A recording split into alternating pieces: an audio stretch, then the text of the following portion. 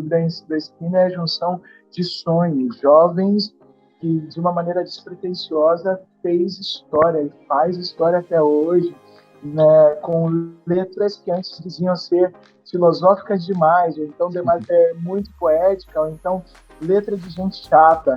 E hoje é uma das letras mais políticas, Sim. letras que falam sobre o amor de uma maneira mais genuína, né? E você pega essas músicas e coloca para tocar na rádio hoje, você parece que escreveram ontem essas canções. Então, é isso mesmo que o Rômulo falou. Às vezes nos gera essa petulância de dizer que fazemos parte desse movimento. Né? Por vocês têm todo o direito de se sentir assim, porque é mais que merecido.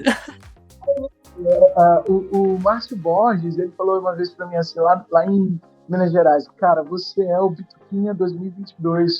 E eu acho que, assim como o Márcio, é o Márcio de 2022, sabe? Todas as vezes quando esse menino inicia o espetáculo cantando para Lenny McCartney, tem uma comoção no público, política, social, de empoderamento, jovem, sabe? Que é de arrepiar. Então eu sei que fazemos de uma certa forma parte desse movimento hoje, sabe? Só carregamos essa memória viva e política e queremos realmente voltar a construir essa história.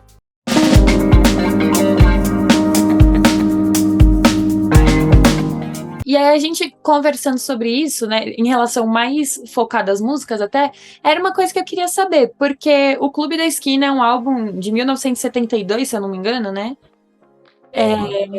Vocês já tinham escutado, já tinham entrado em contato com o álbum antes da peça? Como que foi isso?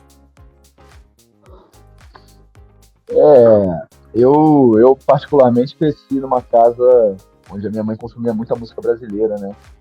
E dentro desse leque enorme que a gente tem aqui no Brasil, sem dúvida, o Clube da Esquina era uma das coisas mais presentes que tocavam lá em casa. Ai, que legal. Nascimento. Pois é. Então, assim, eu tive a oportunidade de conhecer um pouco dessa obra, obviamente, agora com o espetáculo a gente se aprofundou muito. Mas eu já conhecia alguma coisa, né, do clube. Comigo também é a mesma coisa. Meus pais sempre cantavam muito em casa. Eu já tinha muito presente essas músicas, as músicas do Milton Nascimento. Então foi um reencontro, né? Um reencontro com a memória afetiva, né? E de coisas que a gente ouvia na infância e agora ser sermos os protagonistas dessa história, né? Exato. Ou seja, recontar essa história, isso toca num lugar muito íntimo, muito singular, né? Dessa memória infantil, sabe? Afetiva infantil. Nossa, então é muito legal, porque a peça ela veio para vocês já com um carinho muito mais especial, né? Porque tocou ali um ponto que trouxe muito à tona esse negócio da memória afetiva mesmo, né? Que legal. É engraçado, porque, por exemplo, eu acho que não tem uma pessoa que alguma vez em no Instagram, não sei se você pode dizer isso, no Facebook, seja lá o que for, não colocou assim, e lá se vai mais um dia. Ou então, sonhos jamais envelhecem. Ou, sabe, frases que são frases dentro dessas músicas, sabe? Ou então, amiga coisa para se guardar, sabe? Porque são músicas, são letras, são frases que têm a ver com o nosso afetivo, né? Com as nossas memórias, ou com uma juventude, com uma adolescência, ou o início de uma relação, sabe? Então, eu acho que ele toca nesse lugar especial. Nossa, sim. Ai, muito legal. E eu queria que vocês me contassem, assim, voltando assim, um pouquinho para quando a peça chegou até vocês. Como que ela veio? Como que foi o convite? Me contem. A gente passou por alguns processos, né, de audição, de teste. Eu particularmente, por coincidência, acabei fazendo o teste para o personagem que eu interpreto. Não aconteceu isso com todos, né? Algumas pessoas fizeram textos de outros personagens, tipo, vamos dizer que alguém tenha feito o texto para o Márcio e acabou ficando com Wagner Tiso, com Ronaldo Bastos, é um exemplo, né? Mas, assim, foi um processo, eu digo de muita ansiedade, eu acho, né? Porque Você imagina. quando eu soube desse processo do Clube da Esquina, eu quis muito fazer parte, até por isso que o Thiago comentou, essa memória afetiva, para mim significava muito. Eu sabia que a minha mãe, que foi a pessoa que me introduziu ao Clube da Esquina, ia ficar absolutamente surtada se eu tivesse esse projeto. Então, para mim, significava muito também nesse lugar. Então, foi um processo que me gerou uma certa ansiedade. Quando eu fiz a audição, acho que estava em maio, se eu não me engano, não tenho certeza. E em junho a gente já começou os ensaios, mas esse tempo parece que durou assim, quase que a pandemia inteira, assim, sabe? Parece que eu fiz o teste em 2018 e estou esperando aqui, porque é isso, eu acho que estar fazendo um projeto dessa grandeza, dessa importância, ele faz a gente se colocar um pouco nesse lugar, né, da pressão. Eu acho que ao mesmo tempo a gente, esse lugar de se sentir um pouco parte do Clube da Esquina, né? Eu acho que hoje em dia a gente tem um pouco dessa, eu diria até um pouco de petulância, de se sentir parte desse movimento, né? Assim, recontar essa história nesse momento que a gente está vivendo, eu acho que é muito importante. É engraçado, né? Eu acho que eu cheguei nesse processo com uma mensagem em 2019 da Vanessa Veiga, estava lá na Espanha e não tinha ideia, não tinha noção, não sabia se realmente eu viria ao Brasil para fazer esse trabalho. E cara, eu fechei a minha casa no dia 12 de junho, dia 13 eu voei, cheguei já dia 14, já assim, lendo muito, todo mundo alucinado, né? Eu conheci o Rômulo antes de começar os ensaios, né? Tivemos uma pequena reunião com ele, com o Cadu, que também é do elenco, com o Tom. Fizemos uma amizade que foi muito bonita, que começava naquele momento. E tem sido um processo muito gostoso, né?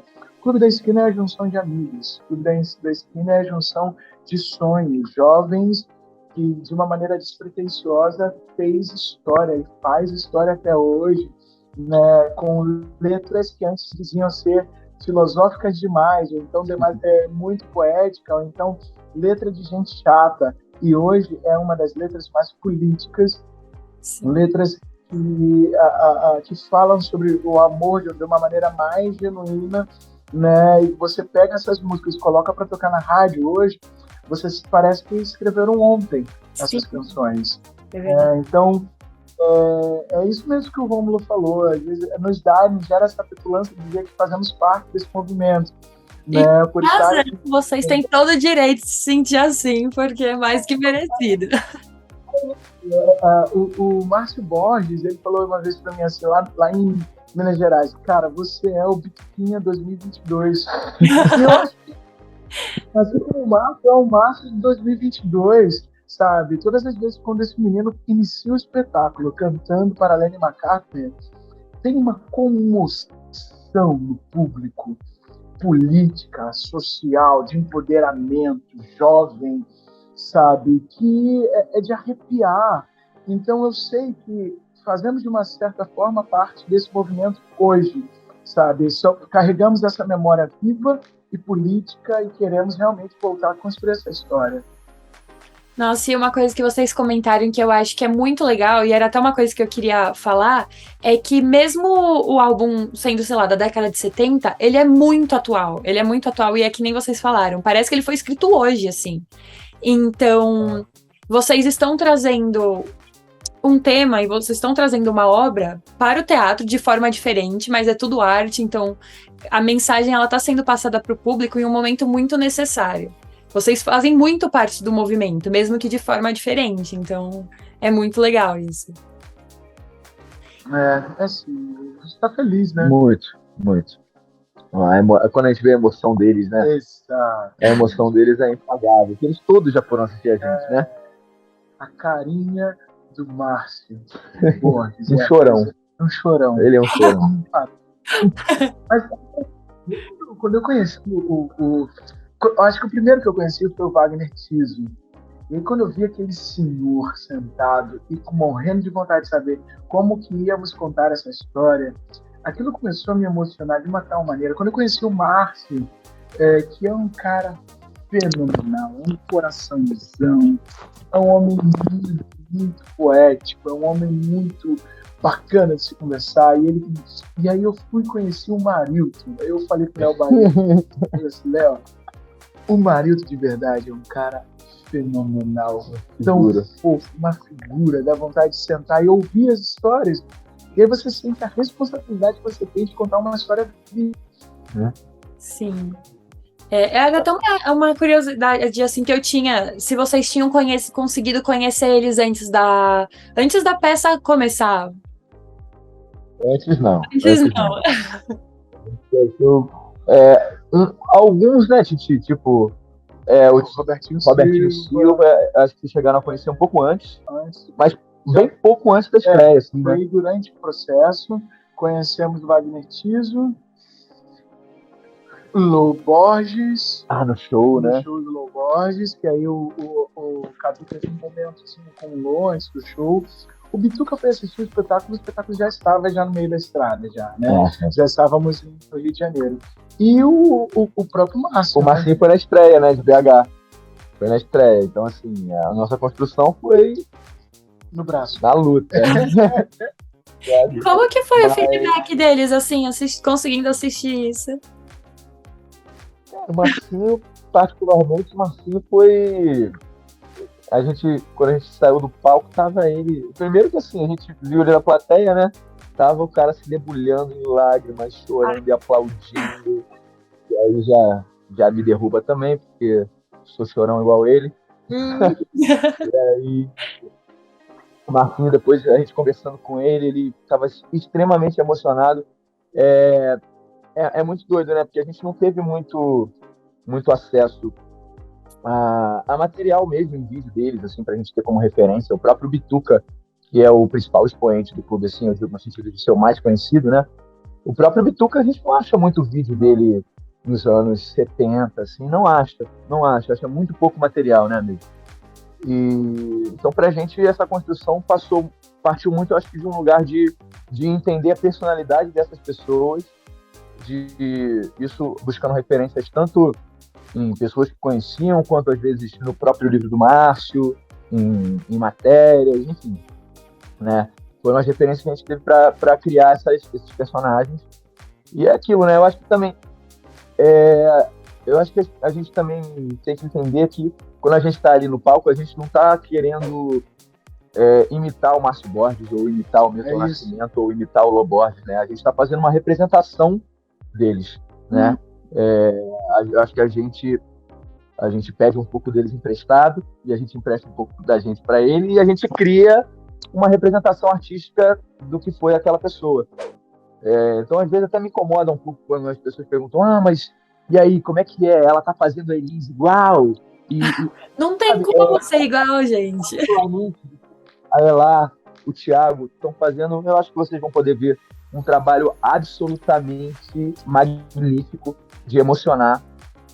E, obviamente, vocês vão ver o Bituca e a Elise em vários momentos, mas sempre com um pouco do que são a essência do Thiago e da Elá, né? Então, às vezes, eu acho que essas perguntas, elas nem cabem muito. Eu acho que sempre vai ser uma representação artística. Eu acho que se você está vendo uma peça, um filme, você não pode cobrar um mimetismo, né? Mimetismo não existe na arte, né? Eu acho que isso, na realidade, é que é o mais lindo. Eu acho lindo, por exemplo, uma coisa que me incomoda profundamente é um playback, né? Então, assim, se eu vejo, às vezes, um ator, o Thiago, no palco, fazendo o Milton Nascimento, e aí quando ele vai abrir a boca para cantar, vem um playback do Milton, desculpa, isso acaba com a minha magia. Isso acaba com a minha. Eu acho. Sabe? E eu acho que é isso, que a gente vê a vida dos dois, né? A gente junta dois elementos gigantes, o Thiago também é um gigante, né? E quando a gente junta isso, eu acho que a potência fica ainda maior e emociona mais ainda, aproxima do público, né? Eu acho que é isso, acho que eu falei pra caramba aqui. Veio uma de Marcinho, que Marcinho é falador. Eu fico com exatamente o que ele acabou de dizer. Eu fico 100% com essa resposta. Não, mas eu acho que, assim, falou tudo, porque no final, sei lá, o Milton é o Milton, o Márcio é o Márcio, vocês são vocês, e a beleza da arte é justamente ter essa troca, né? Então, não tem como ser copia e cola e nunca vai ser, porque eles são únicos. E até eles, se fossem interpretar eles mesmos, eles não iam ser que nem eles eram naquela época, sabe? A peça, ela é muito fiel, eu acho, às coisas que aconteceram, né, ao livro e tal, mas a gente se utiliza de licença poética em diversos momentos dela, entendeu? Tem músicas do Ronaldo Bastos em que o Ronaldo não está em cena, por exemplo. Entende? A gente canta a família Borges, do Bituca, sabe? Então, assim, a licença poética está ali, as pessoas também têm que entender que aquilo é uma representação. Teatro. Né? É teatro. É um espetáculo biográfico, mas ele não é biográfico no supra-sumo. Exato, não é um biográfico fundamentalista, digamos assim. Ou seja, eu dei uma emagrecida para poder fazer o Bituca naquele período, mas também mais para poder estar um pouquinho mais ali dentro do padrão. Mas, enfim, é isso. Acho que eles já responderam da melhor maneira.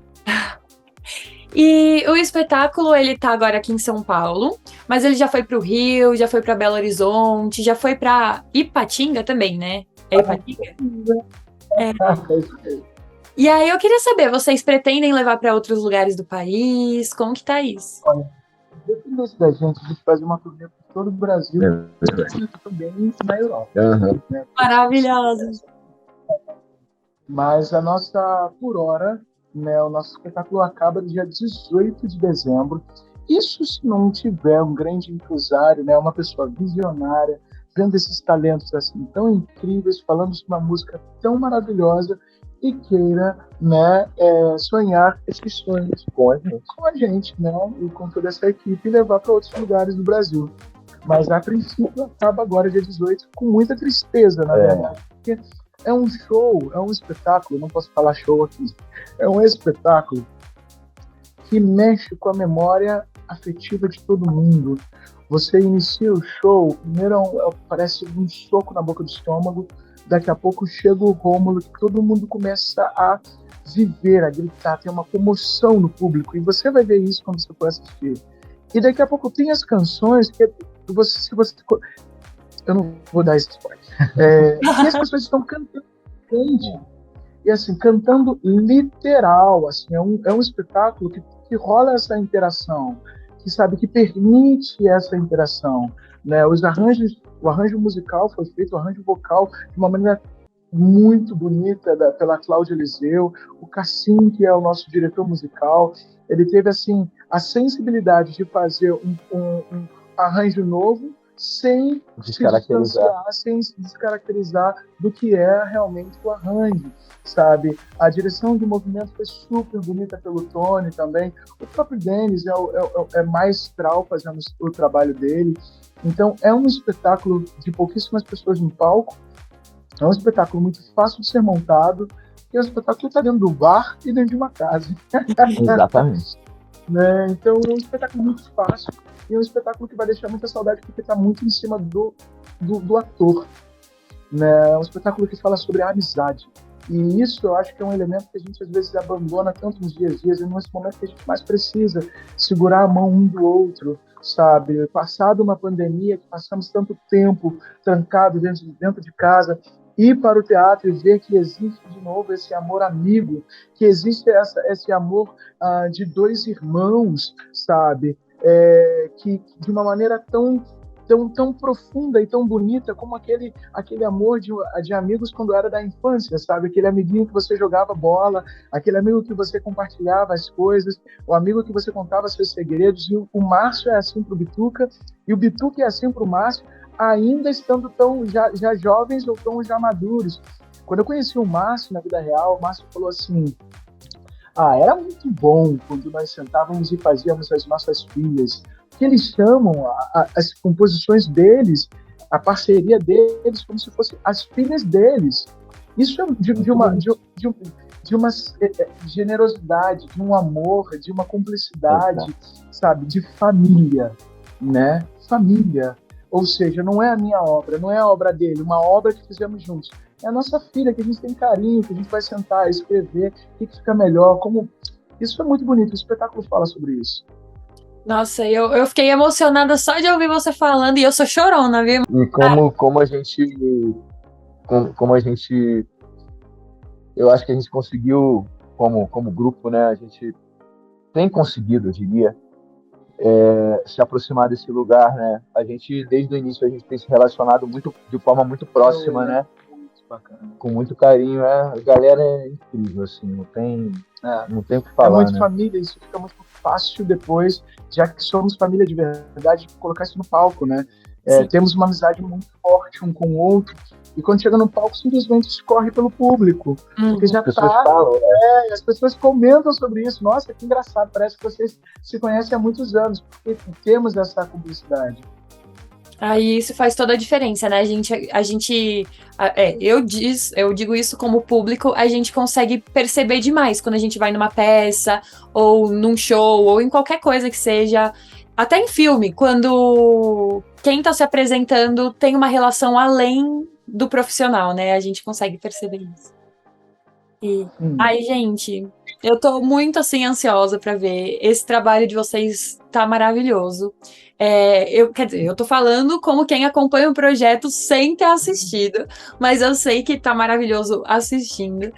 E queria agradecer demais, e já vou, assim, jogar pro universo, que essa pessoa venha e continue levando esse projeto pra frente, né? Por favor. Vou jogar pro alto. Ai, obrigada, gente, de verdade. É você. Um beijo. Beijo.